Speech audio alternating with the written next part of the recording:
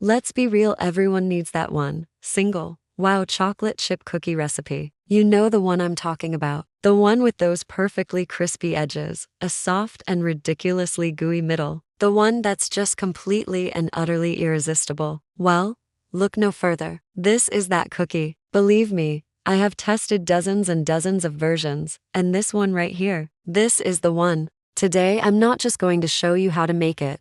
I'm going to break down the delicious science behind every single step, explaining exactly why it works so well. Are you ready? Let's get baking. Every truly amazing cookie begins with butter, but we're not just using any butter. We are leveling up with brown butter, the ultimate secret weapon for a deep, nutty flavor that makes people stop mid-bite and ask, what is in this? Start by adding unsalted vegan butter to a saucepan over medium heat. Just let it melt. After a minute or two, it'll start to foam up, which is totally normal. Keep swirling that pan around, and soon you'll see these tiny brown bits forming at the bottom. Friends, that is where all the flavor lives. Once it smells a little toasty and beautifully nutty, take it straight off the heat. It should look a gorgeous golden brown and smell absolutely incredible. Now, set it aside to cool down a bit. This is important. If it's too hot, it will melt our chocolate later and ruin that perfect texture. We actually tested this recipe 3 ways, with coconut oil, with plain melted butter, and with this brown butter. The difference was night and day. The coconut oil version tasted a bit greasy and flat. The regular butter was fine,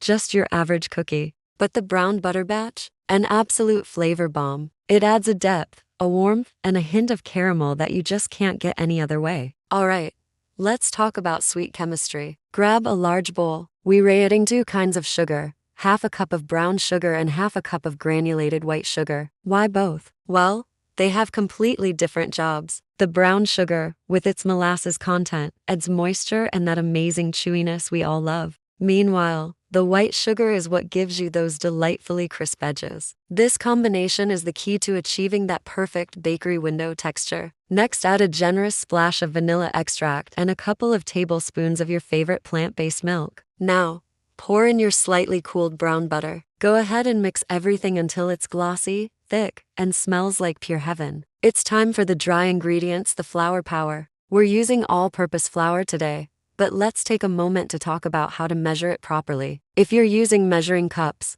please don't scoop directly from the bag. This packs the flour down way too much, and you end up with dense, cakey cookies instead of chewy ones. The right way is to spoon the flour into the cup, then level it off with the back of a knife. Or, even better, use a kitchen scale for perfect precision every single time. Remember, baking is chemistry, and these small differences really, truly matter. So, into a sifter, we're going to add 1½ cups of flour, half a teaspoon of baking powder, half a teaspoon of baking soda, and a little pinch of salt. Sift all of that directly into your wet ingredients. This simple step breaks up any clumps and makes the dough wonderfully light. Now, stir gently until it's almost combined. Don't overmix it just yet. Okay, now for the star of the show, the chocolate. Do yourself a favor and roughly chop up your favorite dark chocolate bar into big, beautiful, uneven chunks. This is the key difference between a good cookie and a truly great one. See, chocolate chips are designed to keep their shape when baked. They're fine. But chopped chocolate? It melts into these incredible gooey pools that stay soft even after the cookies have cooled down. Trust me,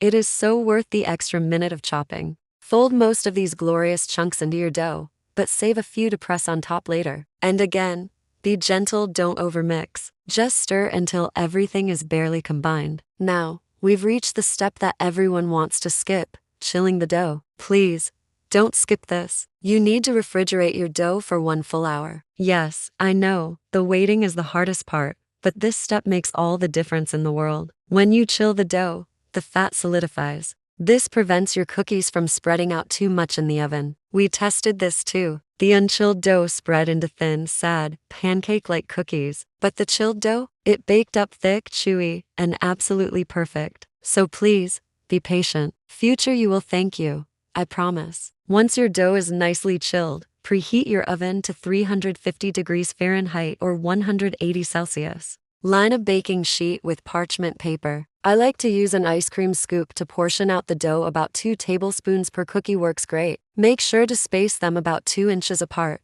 because they will spread a little bit. For that professional, bakery-style finish, press 1 or 2 of those extra chocolate chunks you saved right on top of each dough ball. You'll want to bake one tray at a time, on the middle rack, for about 13 to 14 minutes, or until the edges are a beautiful golden brown. Make sure to skip the convection fan. Just using top and bottom heat gives the best result. When they first come out of the oven, they'll look slightly underbaked in the center. That is exactly what you want. They'll continue to cook and set up as they cool on the tray. And now for a fun, pro-level finishing touch. If your cookies have spread a little unevenly, just grab a round cup or glass that's slightly larger than the cookie. Place it upside down over the warm cookie and gently swirl it in circles. This little trick will shape them into perfect, bakery-style rounds in just a few seconds. Then, while that chocolate is still melted and glossy, sprinkle a tiny pinch of flaky sea salt on top. This instantly enhances the chocolate flavor and adds that little gourmet touch that takes them over the top. Let the cookies cool on the baking tray for a few minutes before moving them to a wire rack to cool completely. And there you have it, the perfect chocolate chip cookie. Crisp edges, soft centers, the rich, nutty flavor of brown butter, and those incredible, gooey puddles of melted chocolate.